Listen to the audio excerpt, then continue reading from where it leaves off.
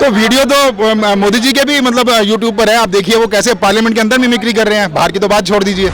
तो ये थोड़ी होता है कि ये मिमिक्री का क्या मुद्दा, मतलब बहुत बड़ा मुद्दा है। आप बेरोजगारी का मुद्दा उठाइए ना, आप देश की सुरक्षा का मुद्दा उठाइए, आप बहुत से मुद्दे हैं। मिमिक्री का क्या है? एक पीठासीन अध्यक्ष जो हमारे देश में इतने बड़े फैसले और सब सांसदों को बातों को सुनता है, उसके बाद एक सही निश्चय को देता है, उसकी मिमिक्री करना वो करंट पोजीशन पे क्या है, सही कहते हैं? रहेगी राहुल गांधी के हिसाब से जो युवा है ना, बेरोजगार है, वो हैं। वो कैसे हैं? जैसे राहुल गांधी 53-54 साल की उम्र में युवा है, चचा 50 साल हो गई, ये भी उनकी नजर में युवा है। उनसे छोटे ही युवा है, ये भी बेरोजगार है, लेकिन 2014 से पहले कलेक्टर थे। उसके बारे में मैं बोल रहा हूँ ना, इलेक्ट्रल बॉन्ड। इलेक्ट्रल बॉन्ड ने तो बिल्कुल आपका जो एक हमारी जो डेमोक्रेसी है उस पर हमला कर दिया हुआ है। अच्छा। अब आप मानते नहीं हो इलेक्ट्रल बॉन्ड कोई चीज़ है। इलेक्ट्रल बॉन्ड ऐसा सिस्टम है जो एकदम बीजेपी को, यानी जो सरकार है उसको एडवांटेज देता है विपक्ष के मुकाबले। तो दिल्ली में अब देखिए अगला चुनाव जीतेगी। हालांकि लोगों की जो धारणा है केजरीवाल से, वो इस चीज़ से थोड़ी हटी हुई है कि भाई केजरीवाल जो है वो शिक्षा के लिए उसने अच्छा काम किया है और लोगों के लिए अच्छा काम किया है, बिजली फ्री दिया है। बावजूद इसके हारेगी क्योंकि संगठन बहुत मजबूत है और ऊपर से सरकार जो है वो इलेक्ट्रल बॉन्ड हो गया, ईडी हो गई, दूसरी चीज़ें हो गई, सबका सहयोग है उसके साथ। 24 में क्या होगा? 24 में साफ है ना, ये चुनाव जीतने के बाद साफ है कि मोदी जी जीतेंगे क्योंकि डेमोक्रेसी हार चुकी है भारत। बीजेपी जीतती है तो ईवीएम हैक हो जाती है क्या? नहीं, कह रहे हैं कि सब खेल ईवीएम का है। ऐसा कुछ नहीं। फिर तेलंगाना में क्यों खेल नहीं हुआ? तो राहुल गांधी जी और बाकी कांग्रेस के लिए तो बेरोजगारी एक अच्छा मुद्दा है और जरूरी भी है, क्योंकि जिस तरह से ये लोग साफ हो रहे हैं हर स्टेट में, आने वाले समय में ये सब बेरोजगार हो जाने वाले हैं, वो दिख रहा है। पर राहुल गांधी बेरोजगार नहीं है, मैं हूँ। राहुल गांधी जल्दी बेरोजगार होने वाले हैं। अब राहुल गांधी कभी बेरोजगार हो नहीं। इस बार वायनाड भी हार जाएंगे। एक हमला हुआ सर, बिल्कुल सही कह रहे हैं आप, लेकिन वहाँ आए दिन होते थे, हर दिन हमारे सैनिक मर रहे थे, हर रोज पत्थरबाजी हो रही थी। आज क्यों नहीं हो रही है? आज एक हमला हो गया तो इतना बड़ा उछाल दिया।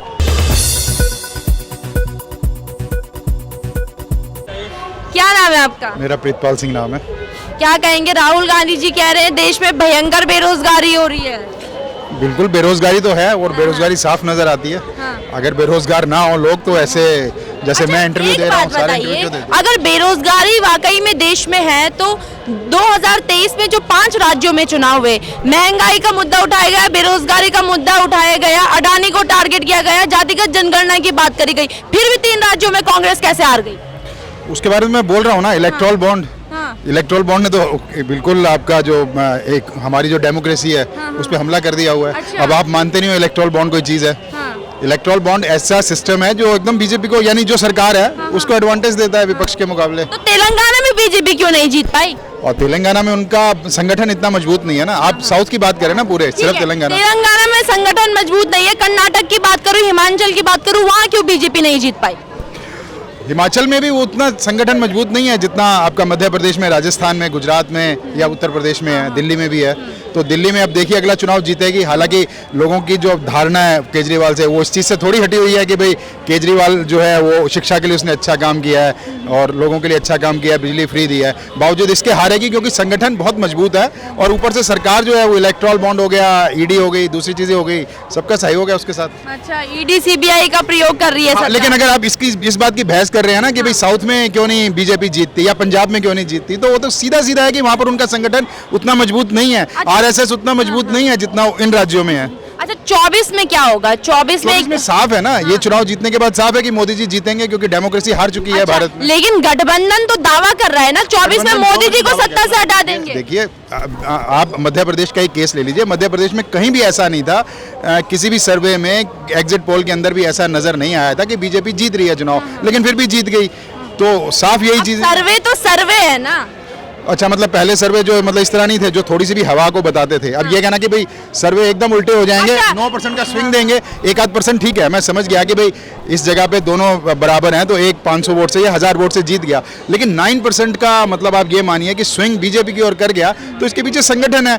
और आपकी जो मशीन खराब वाली बात है या वोटिंग वाली बात है, तो वो तो बूथ लेवल पर होती है ना। अगर बूथ लेवल पर बीजेपी के पास मजबूत कैंडिडेट है, उसके साथ कार्यकर्ता जो है काम करने वाले हैं और पैसा है पीछे, तो क्यों नहीं जीतेगी? बीजेपी हर चुनाव जीत रही है। अच्छा, बीजेपी जीतती है तो ईवीएम हैक हो जाती है क्या? नहीं। क्या नाम है? प्रिंस। कह रहे हैं कि सब खेल ईवीएम का है। ऐसा कुछ नहीं। फिर तेलंगाना में क्यों खेल नहीं हुआ? बोल रहे वहाँ पे मजबूत नहीं थी बीजेपी। धीरे धीरे मजबूत हो रही है। 24 में कौन आएगा? मोदी जी हाँ, कह रहे मोदी जी आएंगे, लेकिन पहले ही से ये तो तय है कि मोदी जी आएंगे। बिल्कुल आएंगे, उनके अगेंस्ट में कोई वैसी पार्टी है ही नहीं जो अच्छा, उनको मोदी जी के आने की वजह क्या है? वजह उनका काम है और क्या है। हाँ, काम है। बिल्कुल। क्या काम किया है? नोटबंदी की है काम में, नोटबंदी ये नोट काम है। बहुत सारे काम किए हैं उन्होंने। हाँ, हाँ। बहुत सारे काम किए हैं, तो राहुल गांधी जी क्यों कह रहे हैं कि देश में भयंकर बेरोजगारी चल रही है? और राहुल गांधी के टाइम पे बेरोजगारी नहीं थी क्या? आपके पास है रोजगार? बिल्कुल। अच्छा, मेरे पास नहीं है। हाँ, इनके पास रोजगार नहीं है। हाँ हाँ। अब जो पढ़ा कैसा ऑर्गेनाइज टाइप का कैसा रोजगार है आपके पास? मेरे पास ऑर्गेनाइज्ड है। मतलब आप जॉब कर रहे हैं कहीं? बिल्कुल। ठीक है, अच्छी बात है, मेरे पास नहीं है। अच्छा, आपके पास रोजगार नहीं है।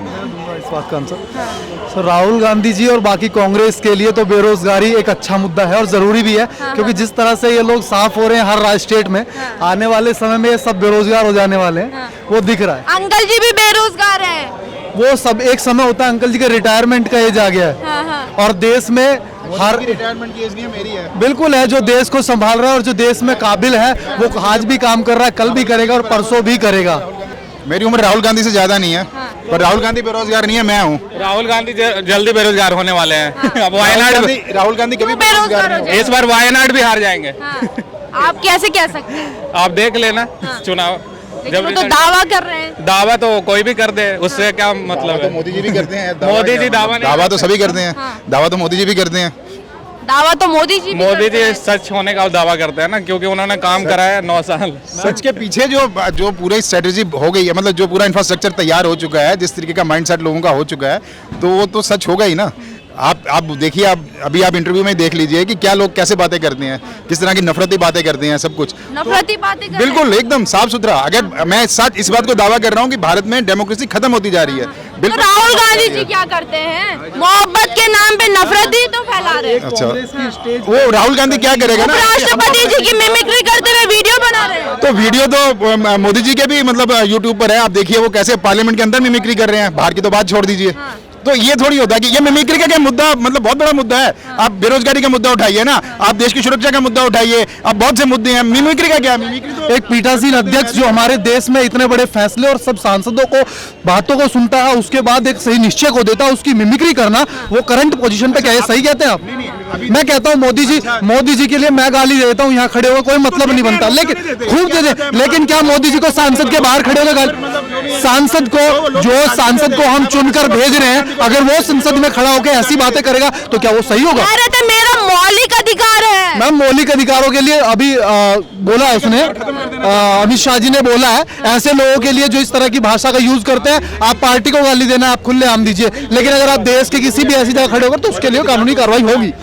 सो ये इसमें तो एक नासमझी वाली बात है, वो बौखला गए हैं कि यार कैसे हारे, ये 4 स्टेट भी गए और आगे भी जाने वाला है, तो क्लियर दिख रहा है। मैम, कांग्रेस के नेता कह रहे हैं कि तिल का तार बना रही है बीजेपी इस बात का। तिल का तार वो नहीं बना रहे हैं। देश के आप हालात देखिए ना, आप किसी भी स्टेट में देखिए, कोई 1-2 जगह एक दिन में कभी साफ नहीं किया जा सकता।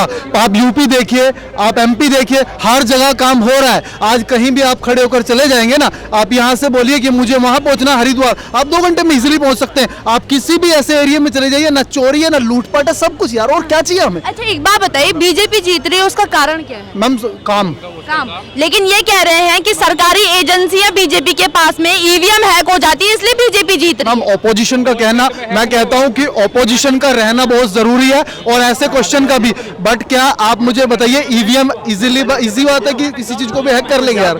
ये कोई बस वो बात है कि बौखला गए हैं कि इनके पास क्वेश्चन नहीं है ना इनके पास आंसर रह गए हैं, तो बस वो कुछ ना कुछ आंसर देना है।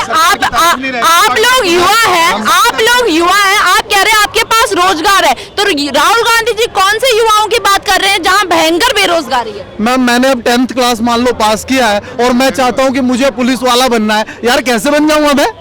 या मुझे कोई आईआईटी कंपनी में जॉब कैसे मिल जाएगी? मैं 12th पास करके बैठा हूँ या उससे भी पहले, तो वो तो बेरोजगारी हमेशा रहेगी। राहुल गांधी के हिसाब से जो युवा है ना बेरोजगार है, वो हैं, वो कैसे हैं? जैसे राहुल गांधी 53-54 साल की उम्र में युवा है, चचा 50 साल हो गई, ये भी उनकी नजर में युवा है, उनसे छोटे ही युवा है, ये भी बेरोजगार है। लेकिन 2014 से पहले कलेक्टर थे, पूछ लो, चाहे पूछ के देखो। 2014 से पहले कलेक्टर थे क्या?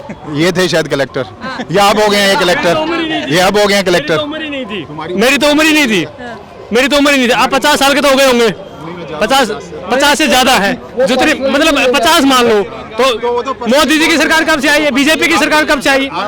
बीजेपी की सरकार कब से आई है? आपका पूरा एक बॉडी स्ट्रक्चर बता रहा है कि भाई वो कितना अच्छा है पूरा सिस्टम, तो वो एक बात नहीं, वो पूरा देख के पता लगता है। यहाँ पर आप देखिए जो भीख लोग मांग रहे हैं या कितनी गरीबी है, वो सब साफ नजर आ रहा है। उसको आप मानो या मत मानो, 2014 के बाद से लोग भीख मांगना स्टार्ट किए हैं क्या? नहीं, 2014 से पहले भी मांग रहे हैं, ऐसा नहीं है, लेकिन अभी ये बहुत बढ़ रहा है ना। आप देखिए लोगों जो डिस्पैरिटी है, अगर आप इस बात को ना माने कि डिस्पैरिटी नहीं बढ़ रही, तो ये आपकी मर्जी है। डिस्पैरिटी का मतलब है अमीर और गरीब की खाई, जो बहुत तेजी से बढ़ रही है। मैम जम्मू एंड कश्मीर के हालत देख लीजिए, उत्तर प्रदेश के हालत देख लीजिए, एमपी के हालत देख लीजिए, हर एक चीजों को देखिए ना।